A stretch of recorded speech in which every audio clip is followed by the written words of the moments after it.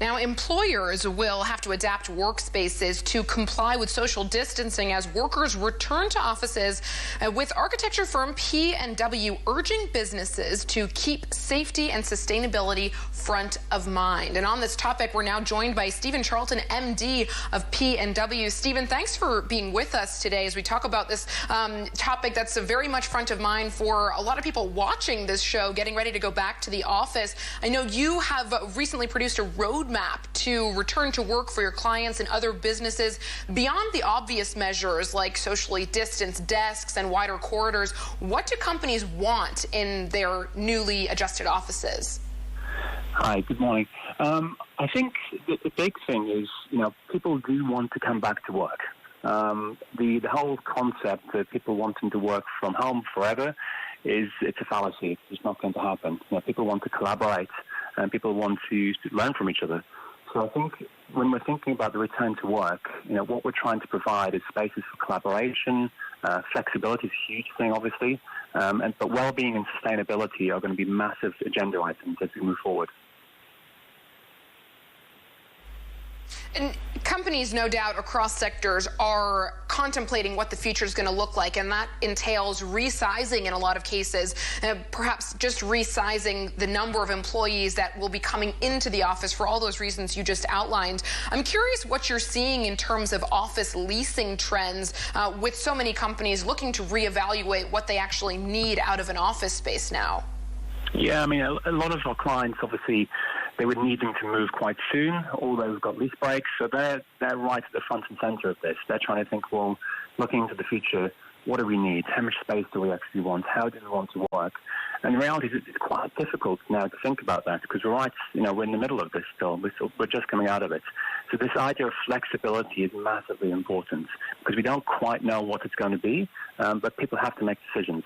So I think we're not going to see a massive increase. I know some people have been talking about taking more space. I just don't see that happening. And a massive decrease, I don't think we're going to see that happening either. I think we're going to see a change of what offices are. It's not going to be a space that, basically it's the end of badly designed offices. Nobody wants to go back to an office where it's just rows and rows and rows of desks. What we're talking about is sort of blended environments where it's a bit of hospitality, it's a bit of obviously office space, but more about collaboration and where people can come together and be together. But that idea of the sort of the chicken run of desks, forget about that. That's over now. Stephen, can we talk about facilities? Because before the pandemic, everyone was eyeing a lot of the WeWork offices and saying, well, they have a coffee shop in there. Some of them have got gyms. We know some offices have a lot of parking, of course, as well. What counts now in the future? What do you think people want, given a lot of shared services are out? When we're talking to our clients, what we're talking about is post-pandemic. So we're assuming a sort of a vaccine comes into play at some point. So once we have that in place, we do want spaces to collaborate. So there'll still be cafes, there'll still be gyms. If anything, there'll be more spaces to collaborate. There'll be sort of little touchdown points where different companies can come together because it's all about sharing of ideas. The idea that, working from home is wonderful for concentrated work. And you just want to sit down and concentrate on what you're doing. But the office is going to be a space to collaborate and have blended environments. I just don't see the end of that. I think we're going to see lots of innovative ideas of what that should be. We're going to see sort of indoor garden areas and, maybe a blended of what you can get from home, maybe a bit more into the office space as well. Stephen, you mentioned in some of your points to us about those signing leases now can effectively lock in great deals. Just how much are some of the landlords discounting to try and sign up leases? I don't think it's a massive discount at the moment, just because it's a bit too early to tell. I think, some landlords will be hoping people are taking more space. Personally, I don't think that will happen. And some landlords just to wait and see, to pause almost. In terms of our work, we haven't really seen anything being cancelled. All we've seen is a pause, and people waiting to see what's going to happen and taking the time to make a decision. Some obviously are going to be more desperate than others to find a tenant, but I think generally it's a pause right now. I think in the next 6 months we'll get a clearer picture of what that's going to be. I think it's going to continue to be an active market. We're seeing a lot of big clients, a lot of tech company clients are still very active in the market, and they're looking for more and more space.